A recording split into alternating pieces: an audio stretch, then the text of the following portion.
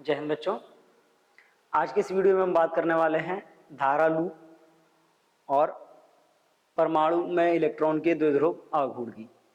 देखिए, ये तो हम पहले पढ़ चुके हैं कि जब भी किसी चालक में धारा प्रवाहित होती है तो वो चालक क्या करता है, अपने चारों तरफ एक चुंबकीय क्षेत्र उत्पन्न करता है, या यूं कहें कि एक चुंबक की भांति व्यवहार करता है।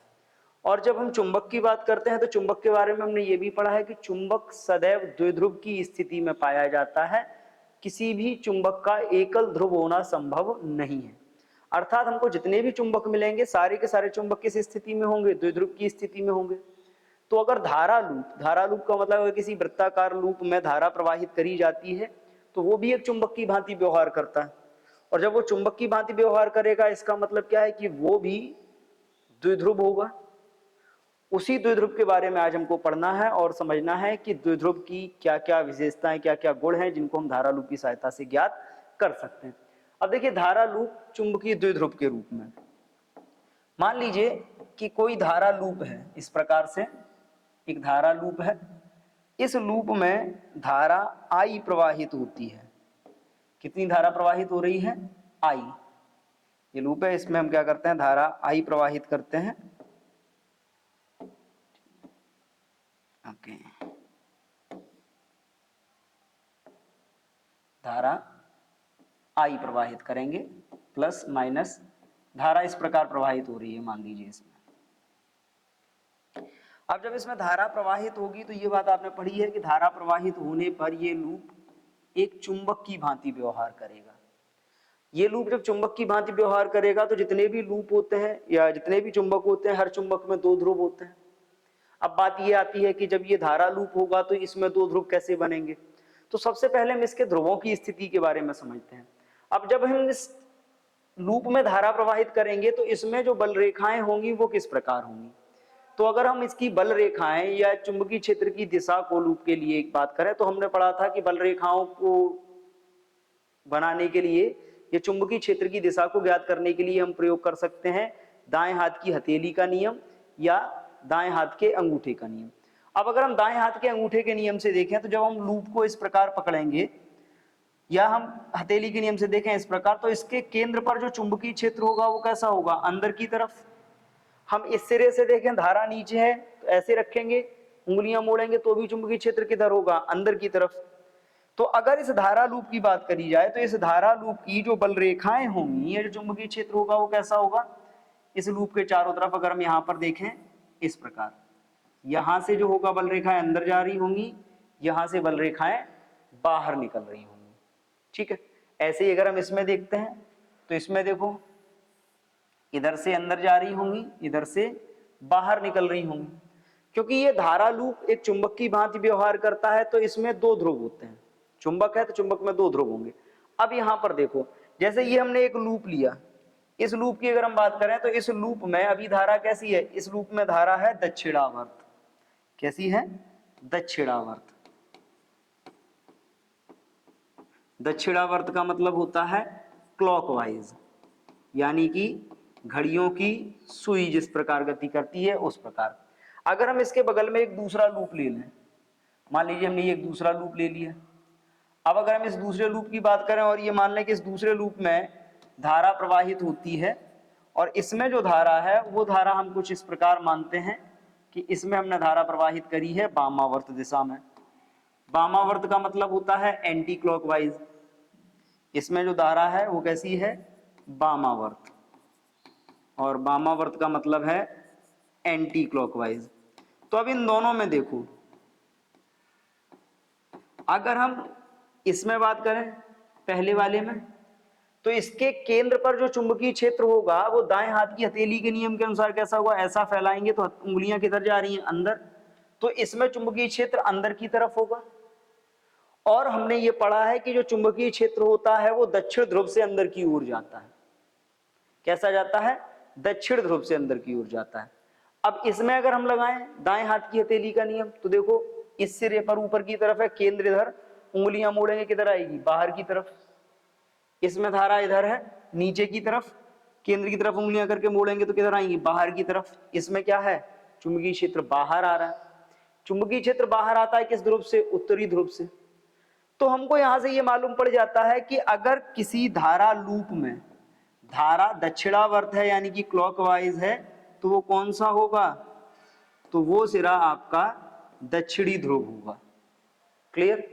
और अगर धारा वामावर्त मतलब एंटी क्लॉकवाइज है तो वो सिरा आपका कौन सा होगा, वो सिरा होगा आपका उत्तरी ध्रुव, क्योंकि यहां से चुंबकीय बल रेखाएं बाहर की तरफ आपको दिखाई दे रही हैं।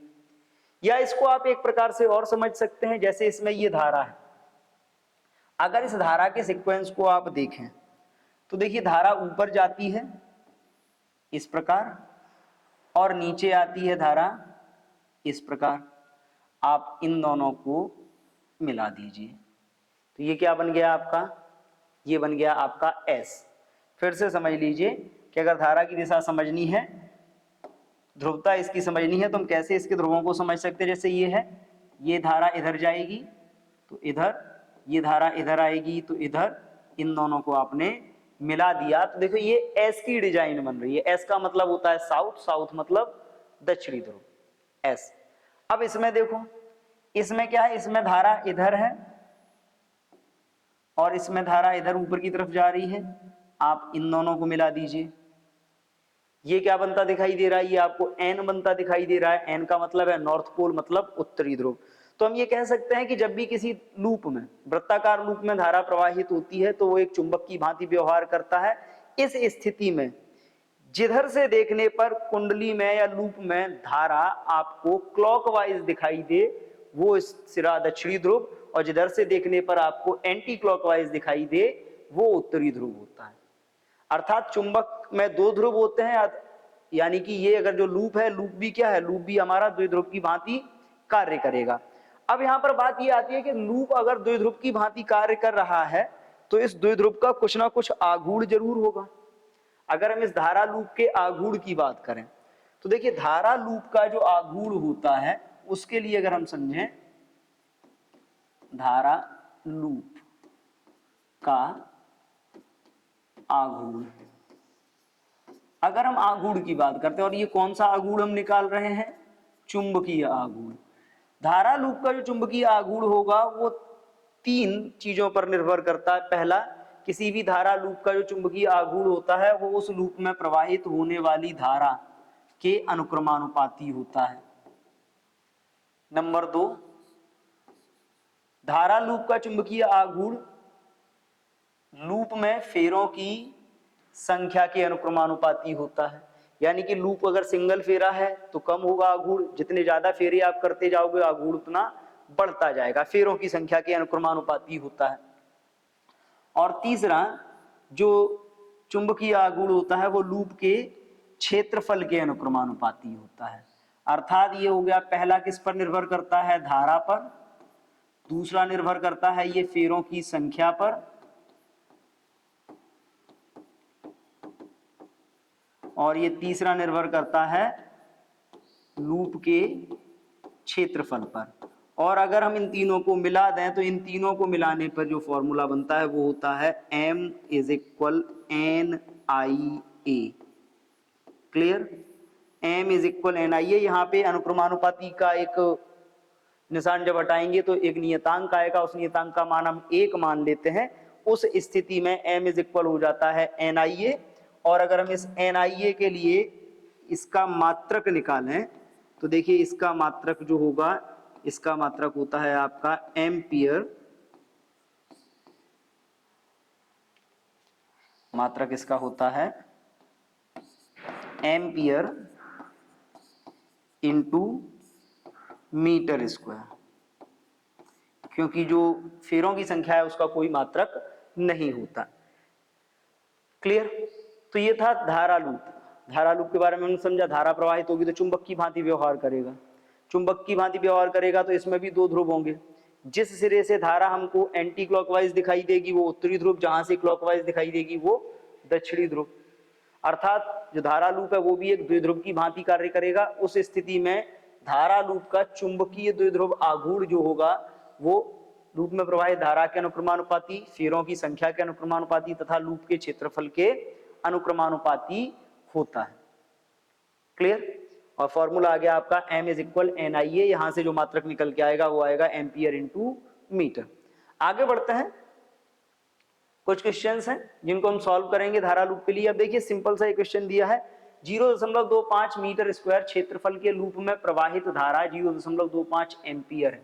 देखो क्षेत्रफल भी कितना है 0.25 मीटर स्क्वायर, धारा कितनी है 0.25 एम्पियर, इसका चुंबकीय आघूर्ण क्या होगा? तो बेटा देखो सिंपल सा फॉर्मूला आपको मालूम है, क्या फॉर्मूला होता है, m is equal I into A, क्योंकि n फेरों की संख्या यहाँ पे दी नहीं गई, अर्थात जो फेरों की संख्या होगी वो हम कितनी मानेंगे, एक मानेंगे, और जब फेरों की संख्या एक हो जाएगी तो उस स्थिति में जो फॉर्मूला आएगा वो कितना आएगा आपका i इंटू ए मान रखते हैं। तो m इज इक्वल आई कितना 0.25, ए कितना 0.25, यानी कि m इज इक्वल ये हो जाएगा 0.0625, क्योंकि 25 इंटू 25 625, 4 के पहले दशमलव लग गया, और ये हो गया आपका m is equal 6.25 into 10⁻⁻² ampere into metre square. Clear? तो देखिए सिंपल सा फॉर्मूला है और सिंपल कैलकुलेशन के थ्रू हम इसके आंसर को फाइंड कर सकते हैं। आगे बढ़ते हैं अगले क्वेश्चन पे। देखिए अगला क्वेश्चन क्या है, किसी वृत्ताकार धारा लूप की त्रिज्या 0.01 मीटर है, इसमें 7 एम्पियर की धारा बह रही है, लूप का चुंबकीय आघूर्ण ज्ञात कीजिए। क्लियर? अब देखिए त्रिज्या दी गई है कितनी 0.01 मीटर, धारा कितनी है 7 एम्पियर, और आघूर्ण ज्ञात करना है। अब देखो आघूर्ण के लिए फॉर्मूला आपको मालूम है, क्या होता है, m is equal I into A, I कितना 7, अब ए की जगह चाहो तो हम इसको ये भी लिख सकते हैं आई इंटू एरिया का फॉर्मूला यानी क्षेत्रफल का होता है पाई आर स्क्वायर। ठीक है, मान रखते हैं आई का मान 7, पाई का मान 22/7 इंटू आर कितना है 0.01 का होल स्क्वायर, 7 से 7 कैंसिल, ये कितना हो गया 22 इंटू 0.01 का होल स्क्वायर कितना होगा 0.0001, क्योंकि 4 के बाद दशमलव आएगा, 4 के बाद दशमलव का मतलब है 0.00, सॉरी 1 मिनट, 4 नहीं 2 के, हाँ 2 का था 4 हो गया। ओके, ये आ जाएगा आपका 2.2 इंटू 10⁻³ अगर आप इसको देखो तो क्या होगा, ये होगा आपका 22 इंटू 10⁻⁻4, या आप इसको लिख सकते हो 2.2 into 10⁻³ ampere into metre square. Clear? ये हो गया आपका चुंबकीय आघूर्ण धारा लूप का। सिंपल फॉर्मूला है, सिंपल कैलकुलेशंस होती हैं जो हमने किया, m is equal NIA formula आपको केवल लगाना है, और उस NIA फॉर्मूले को अप्लाई करके आप कैलकुलेशन कर सकते हैं सारी और सॉल्व कर सकते हैं। क्लियर? चलते हैं आगे अगले क्वेश्चन की तरफ। अगला टॉपिक है हमारा परमाणु में इलेक्ट्रॉन का द्विध्रुव आघूर्ण। अब देखिए परमाणु की अगर हम बात करें तो हमने ये पढ़ा हुआ है कि किसी भी परमाणु में जो इलेक्ट्रॉन होता है वो नाभिक के चारों तरफ वृत्तीय कक्षाओं में गति करता है। तो अगर आपको परमाणु को समझना है तो परमाणु को समझने के लिए देखिए, मान लीजिए इस प्रकार से नाभिक है, नाभिक में आपके क्या होते हैं, प्रोटॉन और न्यूट्रॉन होते हैं। तो ये अलग अलग प्रकार के कण हम अलग अलग कलर से बना रहे हैं। मान लीजिए ये प्रोटॉन न्यूट्रॉन है, किसी भी पदार्थ का नाभिक है, इसके चारों तरफ एक वृत्तीय कक्षा है और उस वृत्तीय कक्षा में इलेक्ट्रॉन क्या कर रहे हैं, चक्कर लगा रहे हैं। इस वृत्तीय कक्षा में इलेक्ट्रॉन चक्कर लगा रहे हैं कुछ इस प्रकार, ये इलेक्ट्रॉन है और ये इलेक्ट्रॉन इसमें घूम रहा है। ठीक है, इलेक्ट्रॉन इस प्रकार घूम रहा है। अब देखिए इलेक्ट्रॉन जब इसमें घूमेगा, मान लीजिए इलेक्ट्रॉन का जो वेग है वो v है, द्रव्यमान m है, और ये जिस कक्षा में घूम रहा है उस कक्षा की जो त्रिज्या है वो कितनी है, r। अब देखिए ये जो आपका इलेक्ट्रॉन है जब अपनी कक्षा में घूमेगा, अभी थोड़ी देर पहले हमने पढ़ा धारा लूप, अब जरा धारा लूप को समझो। धारा लूप में क्या है, धारा लूप में हमने ये बोला कि धारा प्रवाहित होती है I, ठीक है, पूरे लूप में। और धारा की परिभाषा भी आपने क्या पढ़ रखी है, धारा मतलब आवेश प्रवाह की दर। आवेश प्रवाह की दर मतलब अपने परिभाषा ये पढ़ी है कि जब किसी चालक में इलेक्ट्रॉन एक सिरे से दूसरे सिरे तक चलते हैं तो इसे धारा कहते हैं। तो अगर इस लूप में धारा प्रवाहित हो रही है मतलब इसमें भी इलेक्ट्रॉन घूम रहे हैं। इधर आप परमाणु की कक्षा देखें तो इसमें भी इलेक्ट्रॉन घूम रहे हैं। तो जब हम किसी धारा लूप की तुलना परमाणु की कक्षा से करते हैं तो दोनों में इलेक्ट्रॉन की जो गति है वो सेम है। परमाणु के चारों ओर भी इलेक्ट्रॉन वृत्तीय कक्षा में घूमते हैं और धारा लूप में जब धारा प्रवाहित होती है तो वहां पर भी जो आपके इलेक्ट्रॉन थे वो क्या होते हैं, वृत्तीय कक्षा में घूमते हैं। ये आपका धारा लूप हो गया और ये आपका क्या हो गया, ये हो गया आपका परमाणु। दोनों में इलेक्ट्रॉन की जो गति है वो समान है। इलेक्ट्रॉन की गति में कोई फर्क नहीं है क्योंकि इसमें भी इलेक्ट्रॉन चल रहे हैं। तो हम ये कह सकते हैं कि जब परमाणु के अंदर इलेक्ट्रॉन अपनी कक्षा में गति करता है तो गति करता हुआ इलेक्ट्रॉन धारा लूप के समान होता है। और जब गति करता हुआ इलेक्ट्रॉन धारा लूप के समान होगा तो अगर हम बात करें इलेक्ट्रॉन की कक्षीय गति जो है वो कैसी है, वो आपकी धारा लूप के समान है। अर्थात परमाणु के अंदर इलेक्ट्रॉन जब अपनी कक्षा में घूमता है तो घूमता हुआ इलेक्ट्रॉन भी अपने चारों तरफ क्या करता है, एक चुंबकीय क्षेत्र उत्पन्न करता है। या हम ये कह सकते हैं कि इलेक्ट्रॉन जो है, परमाणु के अंदर जो इलेक्ट्रॉन है वो इलेक्ट्रॉन एक चुंबकीय द्विध्रुव आघूर्ण उत्पन्न करता है। तो अगर हम परमाणु में इलेक्ट्रॉन के चुंबकीय आघूर्ण की बात करें, इलेक्ट्रॉन का चुंबकीय द्विध्रुव आघूर्ण की बात करें तो अब यहां पर देखो द्विध्रुव आघूर्ण का फॉर्मूला क्या होगा। आपने सिंपल सा फॉर्मूला पढ़ा है, m इज इक्वल होता है I इंटू ए। अब I की अगर आप बात कर रहे हो तो I क्या है, धारा है। अब परमाणु में देखो, परमाणु के अंदर जो आप धारा की बात करते हो I, ये किसके इक्वल होता है, Q upon T. Q upon T का मतलब है E अपॉन टी। और जो क्षेत्रफल है इसका फॉर्मूला क्या होता है, पाई आर स्क्वायर। अगर आप इसका मान रख लो, परमाणु के अंदर जब इसका मान आप रखते हो तो आपको क्या मिलता है, m is equal E upon t into pi are square. अब देखिए t क्या है, t है आवर्तकाल। और आवर्तकाल क्या होता है कि किसी भी परमाणु में जब आप आवर्तकाल की बात करते हो तो इलेक्ट्रॉन का जो आवर्तकाल होगा वो कितना हो जाएगा, E upon T is equal होता है 2 पाई अपॉन ओमेगा और इधर था आपका pi are square. Clear, 2 pi by omega होता है, पाई से पाई कैंसिल कर दो तो ये क्या आ जाएगा फॉर्मूला आपका, m इज इक्वल, ये होगा 1 अपॉन 2 इंटू ये हो जाएगा आपका e omega into are square. पहला फॉर्मूला तो इलेक्ट्रॉन के द्विध्रुव आघूर्ण का ये आ गया। इसके अलावा एक फॉर्मूला आप और ज्ञात कर सकते हो। क्या ज्ञात कर सकते हो, वो आप ये भी लिख सकते हो इसमें, क्योंकि आपको मालूम है m is equal E upon इसका फॉर्मूला होता है 2 pi R upon V. t is equal क्या होता है, 2 pi R upon B. 2 pi R upon B into pi are square आप करते हो तो पाई से पाई कैंसिल, आर से स्क्वायर कैंसिल, तो ये आपका फॉर्मूला हो जाएगा m is equal 1 upon 2, v ऊपर पहुंच जाएगा E we R. Clear, 1 upon 2 e we are.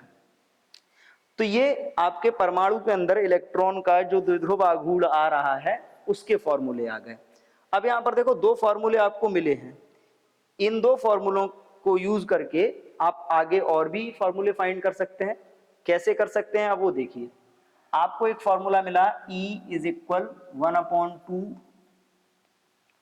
E नहीं था M था आपका, द्विध्रुव आघूर्ण का फॉर्मूला क्या आया, M इज इक्वल 1/2 EVR, और दूसरा मिला आपको 1/2 क्या था दूसरा, E omega R square, E omega R square. ये दो फॉर्मूले ऑलरेडी आपको मिल चुके हैं। अगर हम यहां पे लगाएं बोहर सिद्धांत से, परमाणु का आपने बोहर सिद्धांत पढ़ा है, परमाणु के बोहर सिद्धांत से आपने क्या पढ़ा है कि कोई भी इलेक्ट्रॉन केवल उसी कक्षा में चक्कर लगा सकता है जहां उसका कोणीय संवेग h/2 पाई का पूर्ण गुणज होगा। तो अगर हम h/2 पाई के पूर्ण गुणज के लिए बात करें तो अब देखिए h/2 पाई का पूर्ण गुणज होना चाहिए, तो पूर्ण गुणज की स्थिति में क्या होगा, आपने ये भी पढ़ा है कि जो MVR है वो कितना हो, NH/2 पाई। आप इधर से VR की वैल्यू निकालो, VR की वैल्यू निकालोगे तो ये क्या आएगा, NH/2 पाई M। ये मान रख लीजिए बोहर सिद्धांत से। जब आप बोहर सिद्धांत से इसका मान रखोगे तो ये क्या हो जाएगा, ये हो जाएगा आपका M is equal 1/2 E into VR का मान हो गया NH/2 pi M। Clear, MVR is equal होता है NH/2 पाई, ये आ गया। यहां से अगर आप इसको थोड़ा सा और क्लियर कर लो तो ये हो गया आपका 1/2 इंटू EH/2 पाई M, और ये N ले लीजिए आप बाहर, ये आ गया परमाणु के अंदर चुंबकीय द्विध्रुव आघूर्ण।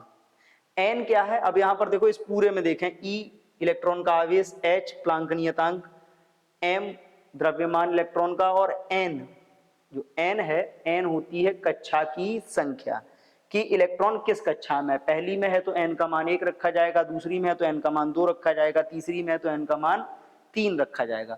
अर्थात जैसे जैसे इलेक्ट्रॉन की कक्षा बढ़ती है उसका द्विध्रुव आघूर्ण बढ़ने लगता है। क्लियर, अगर आप इसको चाहें तो आप इसको अलग तरीके से भी लिख सकते हैं, इसी इक्वेशन को, जो आपका कोणीय संवेग है इसको आप L से भी प्रदर्शित करते हो, L इज इक्वल होता है MVR, या J से आप कर सकते हो। तो यहां से अगर आप VR निकालते हो तो ये क्या हो जाएगा, L/M, और इस स्थिति में अगर आप मान रख के लाओगे तो इस स्थिति में आपका जो मान होगा कैपिटल M का वो कितना होगा, 1/2 E इंटू L/M। अब देखिए ये जो आपका है यहां से आपका निकल के आता है M is equal 1/2 E/M into L। एक फॉर्मूला आपका ये आ गया। तो हम कई फॉर्मूले बदल बदल के प्राप्त कर सकते हैं, बट सबसे इंपॉर्टेंट ये है कि जब परमाणु के अंदर कोई भी इलेक्ट्रॉन अपनी कक्षा में गति करता है तो कक्षा में गति करता हुआ इलेक्ट्रॉन धारा लूप के समान व्यवहार करता है। क्योंकि जब हमने धारा लूप की बात करी तो धारा लूप भी क्या था, धारा लूप में धारा प्रवाहित हो रही है, अर्थात इसमें भी इलेक्ट्रॉन एक वृत्तीय पथ पर गति कर रहे हैं। तो अगर वो धारा लूप एक चुंबकीय द्विध्रुव की भांति व्यवहार कर सकता है तो ये चुंबकीय द्विध्रुव की भांति व्यवहार क्यों नहीं कर सकता, अर्थात हमारा जो परमाणु के अंदर इलेक्ट्रॉन है वो भी एक चुंबकीय द्विध्रुव की भांति व्यवहार करेगा। और हमने फॉर्मूला निकाला, पहला फॉर्मूला निकल के आया द्विध्रुव आघूर्ण का 1/2 E ओमेगा R स्क्वायर, दूसरा निकल के आया 1/2 EVR, एक और निकल के आया हमारा 1/2 EH/2 पाई M इंटू N, एक निकल के आया 1/2 E/M इंटू L। क्लियर, ये था इलेक्ट्रॉन का द्विध्रुव आघूर्ण, चुंबकीय द्विध्रुव आघूर्ण। अगला टॉपिक है हमारा बोहर मैग्नेटन। अब देखिए बोहर मैग्नेटन क्या है, अगर हम बोहर मैग्नेटन की बात करें तो किसी परमाणु में, और किसी परमाणु की अगर हम बात करें तो किसी भी परमाणु में, किसी परमाणु में इलेक्ट्रॉन के न्यूनतम द्विध्रुव आघूर्ण, द्विध्रुव आघूर्ण को क्या कहते हैं? इसको बोलते हैं बोहर मैग्नेटन। अब देखिए, जो परमाणु लिया जाएगा, न्यूनतम की स्थिति क्या है? न्यूनतम की स्थिति के लिए जो परमाणु होगा वो किसका होगा? हम लेंगे हाइड्रोजन का। किसका लेंगे? हाइड्रोजन का। अब देखो, फॉर्मूला आपने पढ़ा है m इज इक्वल होता है 1/2। क्या पढ़ा? 1/2 EH upon 2πm into n, EH upon 2πm into n। अगर आप न्यूनतम की बात कर रहे हो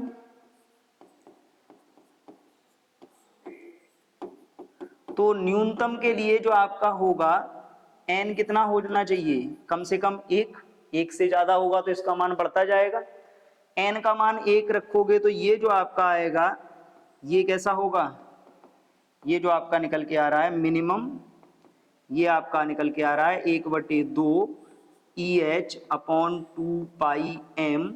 इसी को बोला जाता है बोहर मैग्नेटन, और बोहर मैग्नेटन को हम प्रदर्शित करते हैं म्यू बी से। किससे प्रदर्शित करते हैं? म्यू बी से। तो अगर आप यहां पर देखें तो ये आ गया आपका बोहर मैग्नेटन। अब इसमें देखो, किसी भी परमाणु या हाइड्रोजन परमाणु में इलेक्ट्रॉन का जो न्यूनतम द्विध्रुव आघूर्ण होता है उसे बोहर मैग्नेटन कहा जाता है। अगर हम यहां से बोहर मैग्नेटन की वैल्यू निकालें तो बोहर मैग्नेटन की वैल्यू क्या आ रही है? म्यू बी इज इक्वल आ रहा है 1/2 EH अपॉन 2πm। ठीक है, अब इसको देखो, अगर आप इसकी बात करते हो तो इसमें जरा देखिए, इसकी जब आप बात करोगे तो E इलेक्ट्रॉन का आवेश 1.6 × 10⁻⁻⁹, H प्लांक नियतांक 6.6 × 10⁻⁻34, पाई 3.14, M इलेक्ट्रॉन का द्रव्यमान 9.1 × 10⁻31। अगर ये सारे मान रखते हो तो सारे मान रखने पे आपका निकल के आता है 9.27 × 10⁻⁻24, और ये जो आपका होता है किसमें होता है? जूल पर टेस्ला, या इसको अभी हमने क्या बोला था? Ampere into metre square. तो ये वैल्यू होती है बोहर मैग्नेटन की। क्लियर है? तो आज इस वीडियो में हमने धारा लूप को पढ़ा, हमने इलेक्ट्रॉन को धारा लूप से तुलना करके, या परमाणु के अंदर जो कक्षा होता है उसमें गति करते हुए इलेक्ट्रॉन की हमने धारा लूप से तुलना की, उसका द्विध्रुव आघूर्ण निकाला, और हाइड्रोजन परमाणु का न्यूनतम चुंबकीय द्विध्रुव आघूर्ण ज्ञात किया, जिसे हमने बोहर मैग्नेटॉन नाम दिया। क्लियर? अब हम इसी धारा लूप इलेक्ट्रॉन की गति से संबंधित कुछ न्यूमेरिकल्स हैं जिनको सॉल्व करेंगे। तो देखिए क्या न्यूमेरिकल है। किसी हाइड्रोजन परमाणु में इलेक्ट्रॉन की त्रिज्या कितनी है? 6 × 10⁻⁻11 मीटर। ठीक है, वृत्ताकार कक्षा में 2 × 10⁻6 गति करता इलेक्ट्रॉन के घूर्णन से उत्पन्न चुंबकीय आघूर्ण ज्ञात कीजिए। ठीक है, ये थोड़ा सा एक्स्ट्रा है बेटा। इसमें कक्षा में 2 × 10⁻6 मीटर प्रति सेकंड, v कितना दिया है? 2 × 10⁻6 मीटर प्रति सेकंड की गति से चलता है। इलेक्ट्रॉन के घूर्णन से उत्पन्न चुंबकीय द्विध्रुव आघूर्ण ज्ञात करना है। तो अब यहाँ पे जरा देखो, आपने फॉर्मूला क्या पढ़ा है? m इज इक्वल होता है हाफ EVR। हाफ E का मान 1.6 × 10⁻⁻19, V का मान 2 × 10⁻6, R का मान 6 × 10⁻11। करो जरा गुणा, इस 2 से ये वाला 2 कैंसिल, इसको गुणा करोगे 16 × 6 = 96, तो ये हो जाएगा आपका m इज इक्वल 9.6 इंटू 16 × 6 = 96 हो गया, यानी कि 9.6 इंटू 10 की घात, अब समझना 19 और 11 30, माइनस का 30 और प्लस का 6 रह जाएगा माइनस का 24 ampere into metre square. Clear? तो इलेक्ट्रॉन के द्विध्रुव आघूर्ण का जो फॉर्मूला था हाफ EVR हमने डायरेक्टली अप्लाई किया और इसको सॉल्व कर लिया। आगे बढ़ते हैं अगले क्वेश्चन पे। अगला क्वेश्चन है हाइड्रोजन परमाणु में इलेक्ट्रॉन नाभिक के चारों ओर 0.53 एंगस्ट्रॉम त्रिज्या की कक्षा में, तो पहले तो त्रिज्या 0.53 एंगस्ट्रॉम यानी कि 0.53 इंटू 10 की घात -10 मीटर। एंगस्ट्रॉम का मतलब होता है 10 की घात -10 मीटर। कितने चक्कर प्रति सेकंड लगा रहा है? चक्कर प्रति सेकंड का मतलब है F दिया है 6.8 इंटू 10 की घात 15, ठीक है, साइकिल पर सेकंड। इसका तुल्य चुंबकीय द्विध्रुव आघूर्ण निकालना है।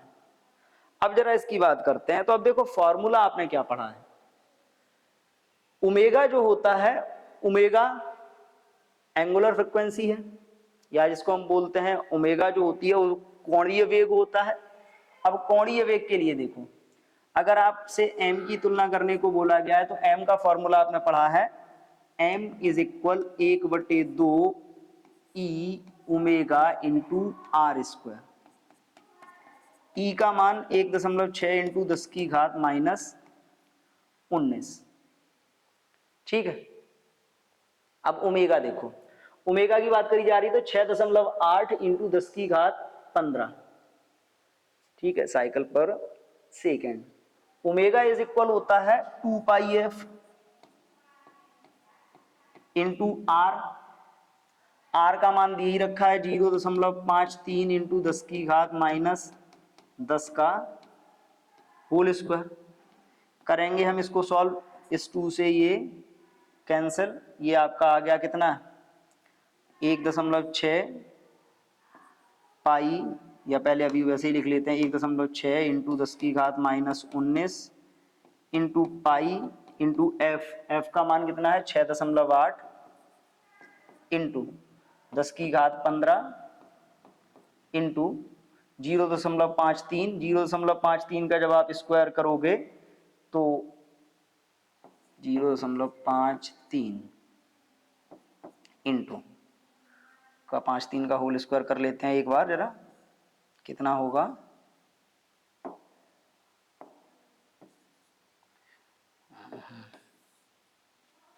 करते हैं।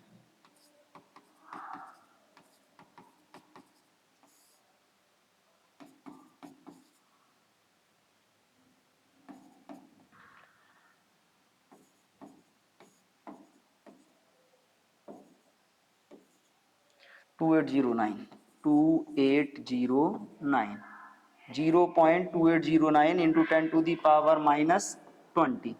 क्लियर। अब देखिए, अब ये जो आ रहा है आप इन सबको क्या करेंगे, मल्टीप्लाई करेंगे सीधा सीधा, और इन सबको मल्टीप्लाई करके आपका आंसर यहाँ पे निकल आएगा। Clear, okay. आज के लिए इतना ही, मिलते हैं नेक्स्ट वीडियो में, तब तक के लिए थैंक यू।